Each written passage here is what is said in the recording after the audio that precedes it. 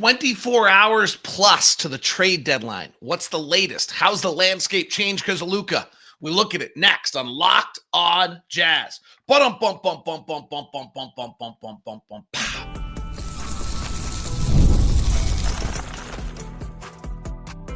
You are Locked On Jazz, your daily podcast on the Utah Jazz. Part of the Locked On Podcast Network, your team every day. How are you? I'm David Locke, radio voice of the Utah Jazz, Jazz NBA insider. This is Locked On Jazz. It's your daily podcast on the Utah Jazz, giving you insight, expertise, geeky numbers, and hopefully making it way better to be a Jazz fan each and every day. Thank you so much for making Locked On Jazz your first listen of the day. Today on the program, we've got some cool stuff for you today. I have not, obviously, did anything happen while I took it? Wow!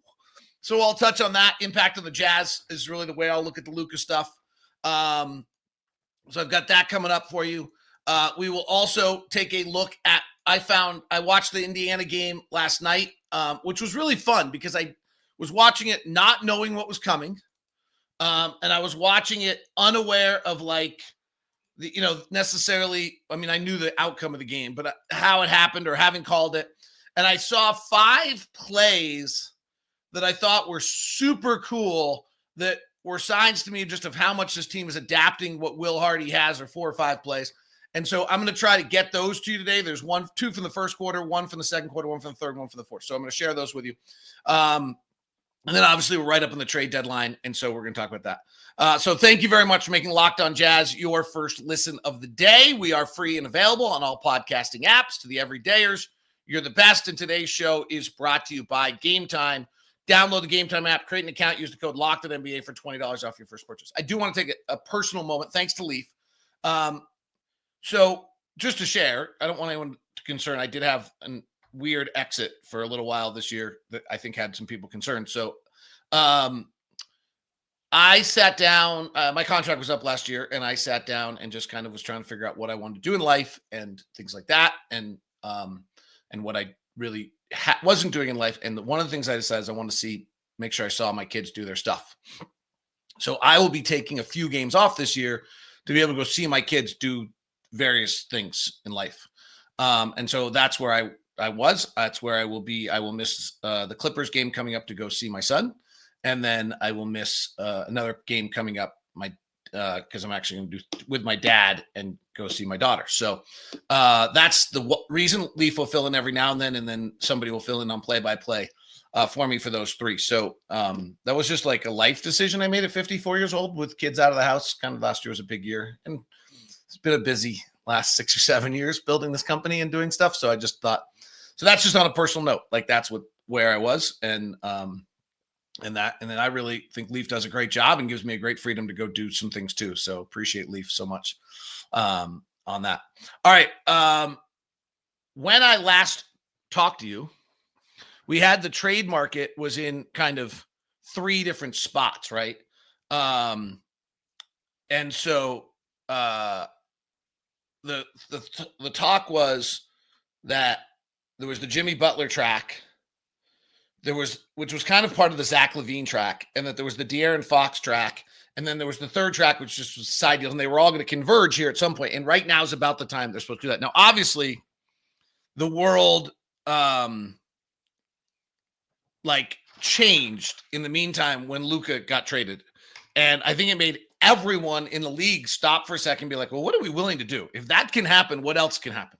Right? We suddenly heard about LeBron and Kevin Durant and all sorts, everything suddenly went out on the table when Nico Harrison pulled that off with Rob Pelinka in a moment of madness. And so I do think that everyone's kind of shook and regaining their bearings, and it's kind of put a pause on it. But if we actually pull back from that, which no one expected Luka to get traded, no one expected Anthony Davis to get traded in. So that's almost like a sideshow. We actually are right at the point where we talked about where it's all converging. Now, Jimmy Butler's not getting done and he's being difficult. And, if Phoenix he thinks Phoenix is willing to give him a long-term deal. So he's trying to force himself to Phoenix, according to all reports. If that doesn't happen, then, if they pull off this Durant to the Warriors or something else, which works very easily money-wise, by the way, then I think that, we see a little bit different, but I do think we're like kind of at the stage we expected to be. Levine's off the board, Fox is off the board. And now and this crazy thing happened, which shook everyone, but it actually isn't going to have a big impact on the next steps.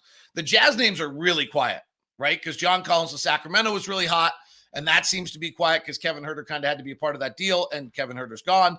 And the Collin Sexton talk is quiet, and then he sprained an ankle. I don't know the impact on that, but it can't help, right? Like if you're trying to get Collin Sexton, you got to be a little careful you're not trading for him, and then the ankle's worse than you would think.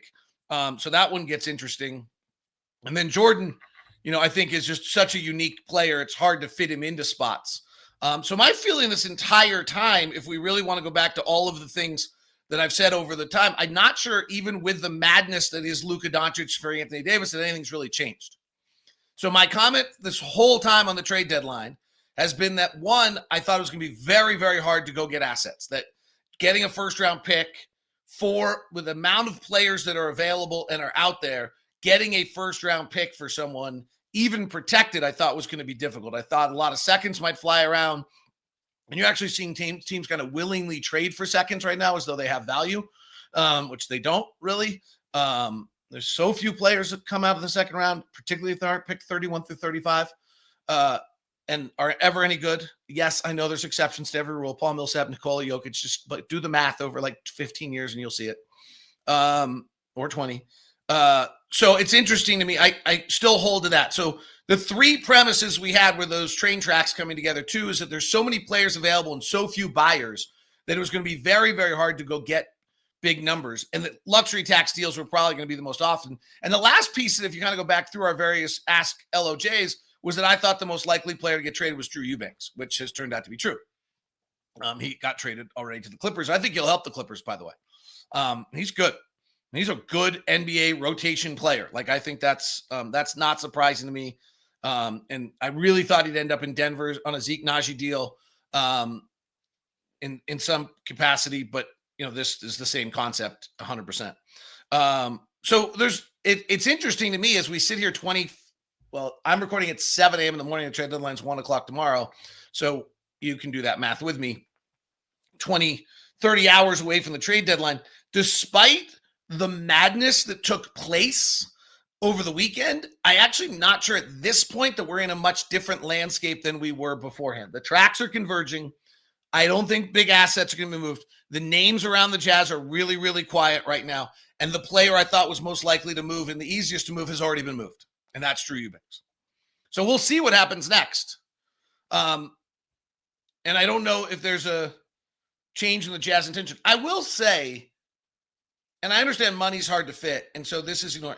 John Collins has really been great this year. And I'm going to actually ask Will about this tonight, but watching the Pacer game, and I'm actually going to show it to you in the upcoming 4 or 5 plays, what jumped out to me the most in that game, truly the most, was how versatile John Collins has become. The guy we got from Atlanta used to just sit in the corner and not be a very good corner 3 shooter. And now we're using him we ran a play. It'll be the play I show you coming up here in a second, where we throw him the ball in the corner and then he comes off the pin down with the ball in his hands. And then at other times he'll come off the pin down. And then at other times we just play basic pick and roll with him. And sometimes he pops and sometimes he rolls. And then we'll put him in the post and play ISO with him. There actually aren't that many guys in the NBA that can do that. So it's a little stunning to me. And I got it. Like, there's a book on John. He doesn't have a defensive position. There's a book on John. He's not very good at remembering plays. I don't know if that's true. That was the book out of Atlanta. Like, that's the player. It seems to me that the reputation that John had out of Atlanta is still stamped on him. And I don't know that I still think it's accurate. How's that? That's the way I would say it. All right. Will Hardy, 4, maybe 5 plays if we have time, of Will Hardy working some offensive magic for the Utah Jazz. Some really cool stuff that I saw during that Indiana game when I was watching it last night on the plane back. So we'll talk about that coming up here on Locked On Jazz. Today's edition of Locked On Jazz is brought to you by Intercap Lending, Steve Carter and Intercap Lending, they are just the best. It's such an honor for me to be able to have somebody who I can represent as a spokesperson, who I have such confidence in and know that you're going to get such a great experience about that. There's nothing worse than if like we don't, you've noticed we don't have a lot of sponsors, right? We hold to like 2 companies right now. And if you're going to be a third, you really have to really have to get in and be that company and be there for us if we're going to do something with you, because I want to have someone I know how you're going to be treated and what your experience is. And there's nothing better for me than Steve Carter. Intercap Lending is a mortgage company that's shaking things up by making home loans accessible, straightforward, and personal. And whether you're buying your first home, refinancing, or exploring options, the veteran Intercap is there to guide you. It's not your average mortgage lender. They're people first, and our guy is Steve Carter, who gives you the most incredible loan experience you can have. Underwriting times are still 24 hours. Most banks are 4 to 7. You get a decision from an underwriter, and they're still servicing 60% of their loans. At Intercap, that makes everything happier and easier. Malcolm said, amazingly knowledgeable, helpful, friendly, way above and beyond. That sums it up. Derek Dye said, super easy to work with, got us approved and closing our house in 3 weeks, and the app made everything a breeze. It's Intercap Lending. Email me at dlock09@gmail.com. That's dlock09@gmail.com so that I can set you up with your meeting with Steve Carter over at Intercap Lending. Today's show is brought to you by Game Time. That's right. Looking for tickets to the next big event, concert, comedy show, sports, whatever it might be, right ticket, right place, no headaches, and a great experience of going to the event with someone you will have memories with forever. That's what makes live events so great, and that's where Game Time comes in, because Game Time has Game Time picks, and the app does all the hard work for you. It curates the best deals, so you don't have to waste time searching through endless ticket listings. Game Time picks is awesome. The curated deals makes it super simple to find tickets at a great price. Super deal for prime seats, so you know the best value, and if there's a steal, you know about it. And Seat View is the game changer, so you know exactly what you're getting, can hit buy, and be completely comfortable and be reassured. And the best part, you're covered with Game Time's lowest price guarantee. If you find a better deal somewhere else, you'll refund 110% of the difference. Plus, your tickets are guaranteed to be delivered on time with easy cancellation options if something comes up. Take the guesswork out of buying tickets with Game Time. Download the Game Time app, create an account, use the code LOCKEDONNBA for $20 off your first purchase. Terms apply. Again, create an account, redeem your code LOCKEDONNBA for $20 off your first purchase. Download the Game Time app today. Last minute tickets, lowest price guaranteed.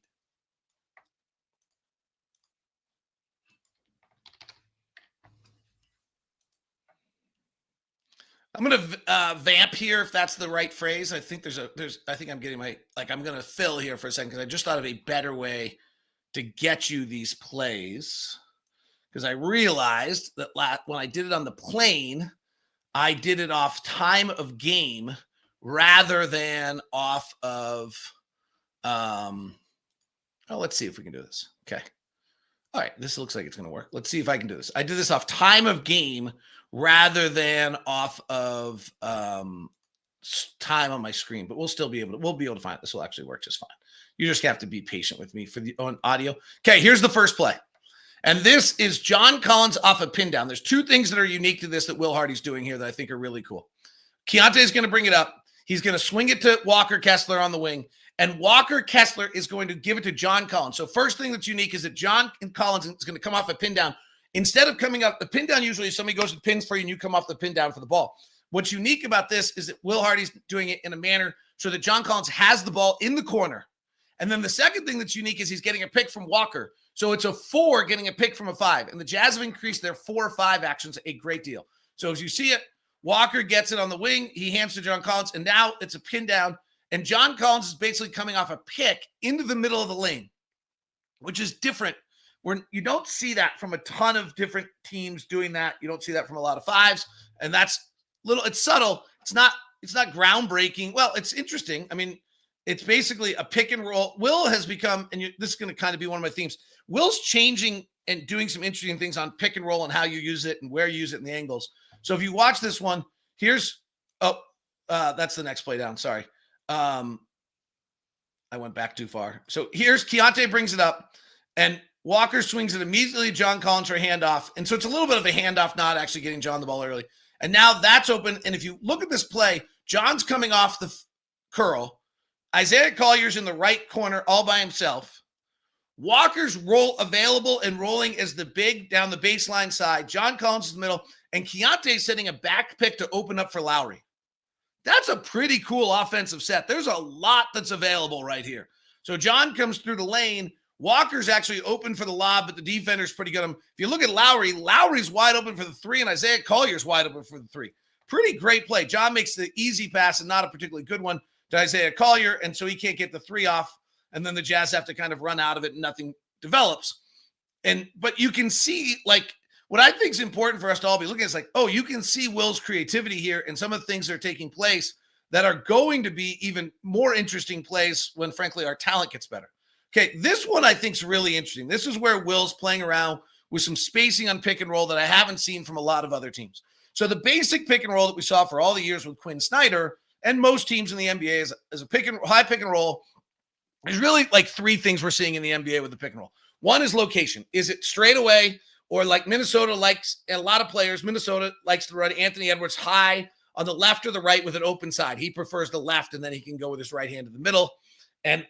And you've got the three shooters on the other side. The other is you run the pick and roll in the middle, and you have two shooters on one side, and you have one shooter on the other. And then Memphis is doing some interesting things right now where they're not necessarily playing pick and roll, but they're spacing that way, and they're slicing guys off the baseline, okay? And they're slicing. Memphis is doing something interesting where they're slicing off the strong side. So we're now getting really geeky. But it's, okay, so like let's just go with the two basic pick and roll concepts. And I'm oversimplifying, but one is that I want a clear side. So I want nobody in that corner, and I'm going to run the pick and roll on that side of the floor, and it gives my guy room to work, and it can go either direction. And that's kind of indirectly what the Jazz did on that pick and play with John Collins. The second one is I'm going to run a pick and roll in the middle. I'm going to have each corner filled. I'm going to have one high quadrant player. Okay, those are the traditional things. Quinn ran the pick and roll with Rudy, rolling down the middle. We had Bogey in one corner. We had somebody else in the other, and we were Royce O'Neal up top, and we were Deadly. Okay, so or Royce in one corner, Bogey in the other, Mike Conley high, and Donovan coming off Rudy. Right, we were Deadly.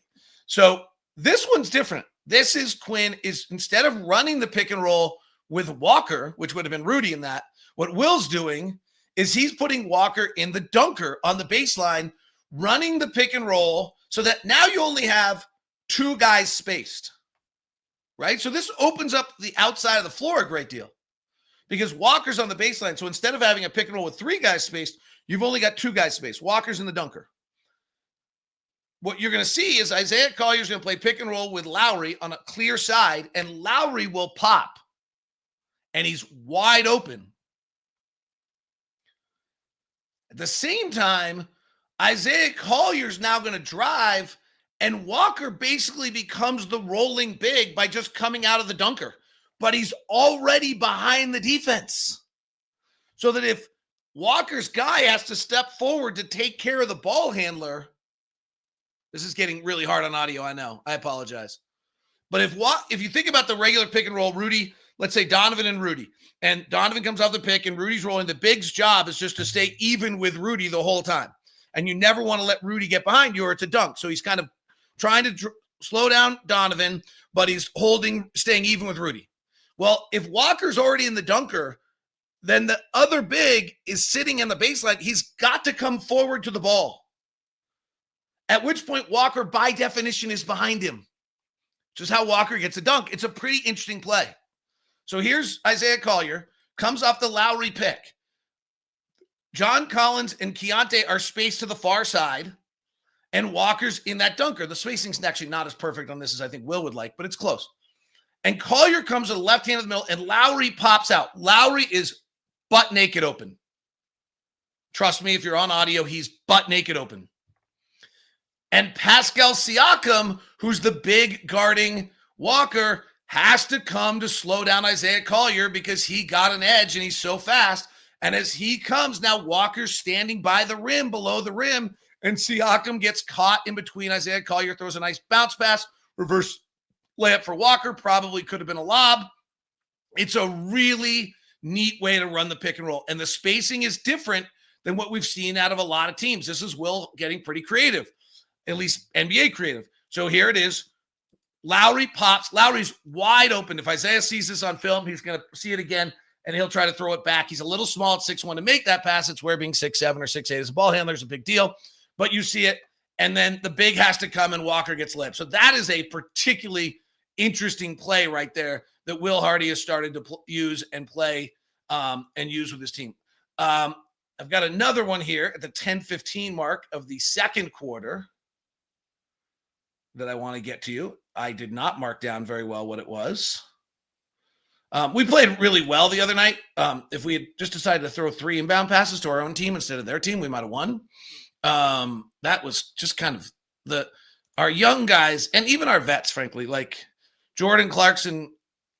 I don't remember what it was. Like, I've seen this a lot this year, frankly. We talk about the young guys all the time, and then it's the vets who actually make, like Jordan, who's is arguing a call and doesn't close out on one of the biggest plays of the game. Like, come on. All right.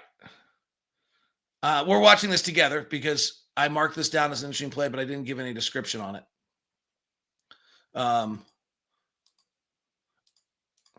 This is old school Utah Jazz split action with Filipowski on the elbow. And if you watch it, it's really, and Quinn used to call it a gaggle. It's a really hard play to guard. So Filipowski gets the ball on the elbow. We've seen this a lot. He's really doing a great job with this.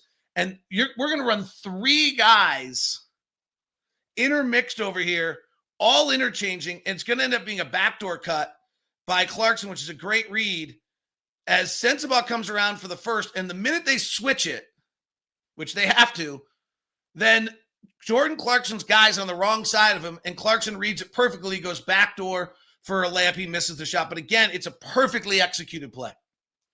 And this is another one, just the creativity here. And when the talent level increases on the roster, these are going to be great. So this is, if we just walk through this, then we're going to do this one quickly.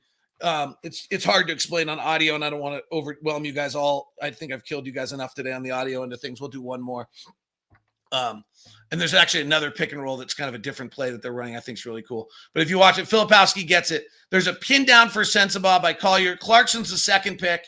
And when he comes around it and they switch it, then Clarkson can go backdoor, and it sets up a really nice little kind of interesting play out of that. All right, let's look at 2 more quickly on this, because I just think I love this stuff. I hope you guys do too. Obviously on YouTube, I understand it's a little better than if it's on audio, but I think the concepts I can still give you to pick up when you're watching next game, hopefully will make it a little bit easier and better to watch next time you watch the Jazz play, which is hopefully tonight against the Golden State Warriors and the great Steph Curry.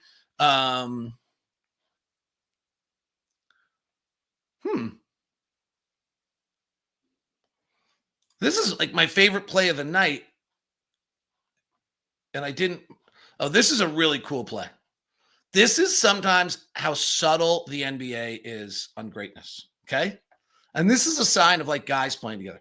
Watch. So the play is Keyonte bringing the ball up the court across half court, and Lowry's walking across half court, and Lowry literally points at his man. That's all he does, is points at his man.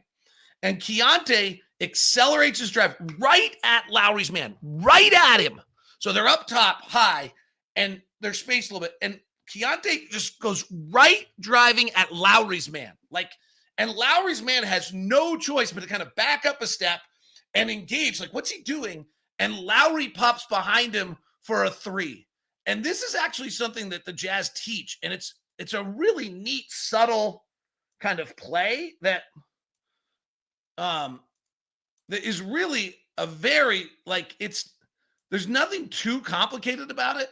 But what it does do is, if it's just very basic, but it's really cool in that if instead of driving at your guy or trying to beat your guy, the defender's going to let you drive that direction. He drives an angle right at Lowry's guy, who has no choice but to take a step back. Lowry comes behind him for an open 3. It's a really neat kind of use of space and play and doing things on that. And the final one I want you to see was with 8:48 left in the fourth. This was fun for me. I mean, it's interesting. I just see the game, when I'm calling a game, I have to watch the ball. And when I watch the game, I almost never watch the ball. So that's kind of the coolest thing. This one's a neat play. I don't know if this was totally intentional, but this is great. So Isaiah Collier's going to run a pick and roll on the near side. Or maybe it's Jordan's going to run it. Let's see what happens. So Filipowski comes. Filipowski runs a handoff here with Bryce Sensabaugh on the left side. Jordan Clarkson, I'm not sure where he is in the play. But Filipowski is going to hand off and then roll. It's clear side. So it's like basically that same handoff play. But John Collins slashes from the far side. And that basically creates a phenomena where Sensabaugh coming down the lane and he has rollers on each side of him, which is another kind of adaptation that will in the pick and roll. If you see it here. So Sensabaugh comes around. Filipowski's wide open for a pocket pass. John Collins wide open. Indiana did not guard this well, but it's a pretty neat phenomena that you can run a clear side pick and roll so that the ball's coming to the middle and the pick was set on a handoff or a DHO or a pin down, and that guy's rolling, and then you slice one of your shooters from the far side, and now you've got the ball in the middle with slicers coming on each side. Pretty cool stuff. All right, some geeky X and O stuff. Hopefully you didn't mind it. We'll talk about the Luka Dončić trade and the impact on the Utah Jazz next on Locked On Jazz. Today's show is brought to you in part by BetterHelp, convenient, flexible online therapy. Visit betterhelp.com/lockedonnba. BetterHelp is an online therapy for you, and BetterHelp allows you to get the help that you need or want. Or I don't like the word help. Honestly, when we talk about therapy, maybe that's my personal thing. Like we talk about it as though help, and like I think people have a hard time.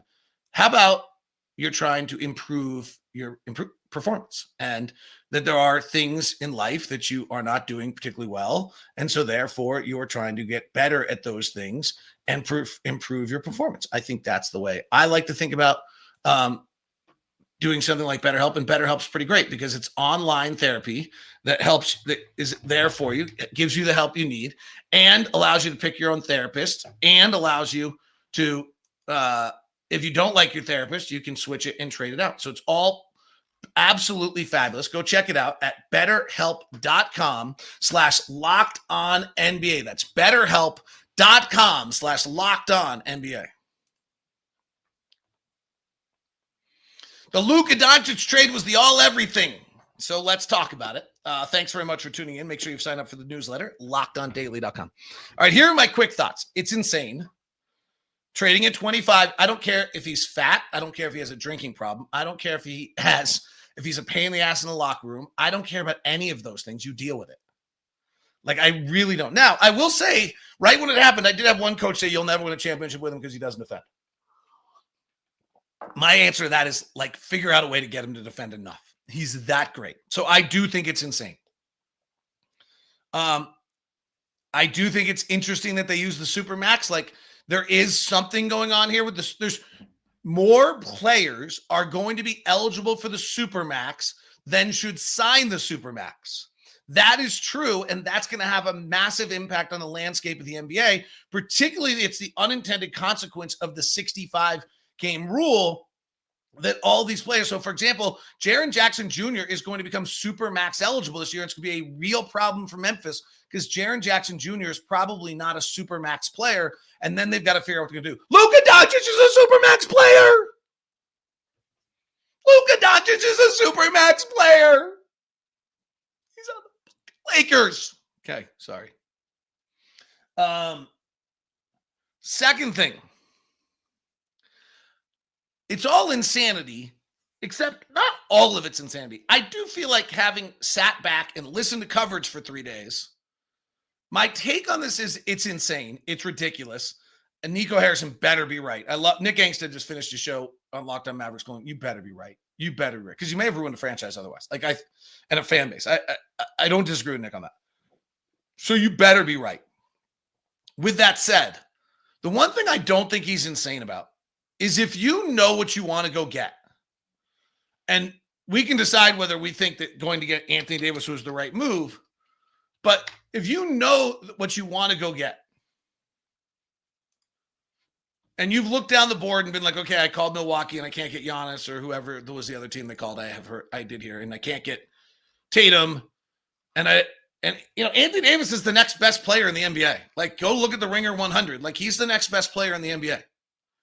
So if you know that Anthony Davis is who you want to go get, I actually don't think the way he went about it of not shopping it and not having it out there is as crazy as everybody thinks. I don't think that's insanity at all. I think he's right. Like, don't let the agents have leverage. Don't.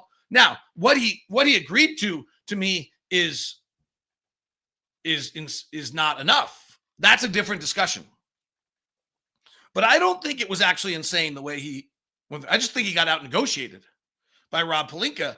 But if you go, like, you're not getting Ant, or maybe you are, but like, you know, and like, if you want a big, the next best big is Karl Anthony Towns. You don't want that.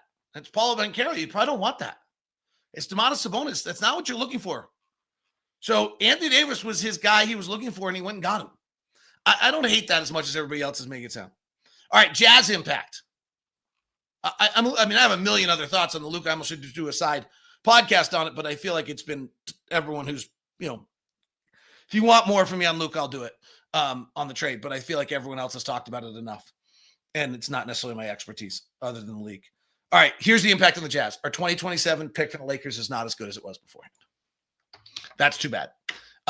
We'll get it. There was a concern that's protected, and frankly, the Lakers could hit the tank or really fall apart if they traded Anthony Davis. But our 2027 pick from the Lakers, 1 through is going to be a 20 plus pick. That's too bad. So that trade is, you know, that's the gamble you were taking, that LeBron would be old and that Anthony Davis could be injured. And obviously Luka could, you know, hey, Luka could be injured. And then they're not very good. And then we'll see whether maybe we get lucky. But as of right now, it feels as though Luka's pretty good, and that 2027 pick is not as good. Second thing that's interesting is that was big game hunting right there. And what we saw, and we may be beginning to see a little bit more, is a general manager who decided, yeah, I don't want picks. I want a player. Sacramento just did the same thing.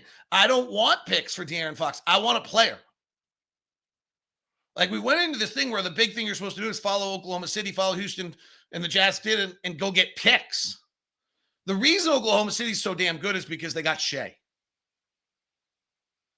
So we've just watched 2 general managers, I'm not sure they're like the model, who made trades and wanted players, not picks. So I think that's an interesting little shift that's taking place here.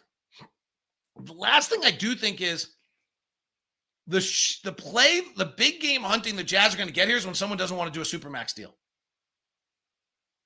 The Jazz are going to have to be the team, as a small market team, who is willing to overpay for a borderline star and supermax them, and then hope they become better than or they become good enough for that. And and draft well, right? Obviously. But that's a tricky little game there to play. So that's my impact on the Jazz. Is one, our 2027 Laker pick does not look as good today as it did before. Obviously, Luka could get hurt. Big game hunting, that was it right there. But the GM I want a player. And we've now seen a few of them do that.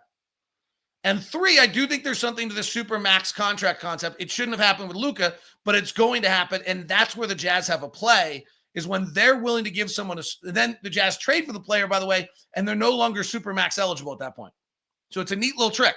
Like, the Lakers just got Luka on the cheap. The problem is the team that has a guy coming into Supermax has probably just gone through a rebuild and is going to want players back, because they're probably not going to want to go through another rebuild. That is Locked On Jazz today. Jazz Warriors tonight. Trade deadline tomorrow. See how it all plays out. Thanks so much for tuning in to Locked On Jazz today. Glad to be back. Thank you very much to Leaf Tulane. I hope you guys understand just kind of where I am, what I'm trying to get done in life. So thank you very much for your support. This is Locked On Jazz, your daily podcast in the Utah Jazz. Follow me on all the socials at DLock09. And please subscribe to the daily newsletter at LockedOnDaily.com. We send you now the first ever 24/7 national sports channel, Locked On NBA, or on Locked On NBA on audio. Check out Game Night, every game, every night.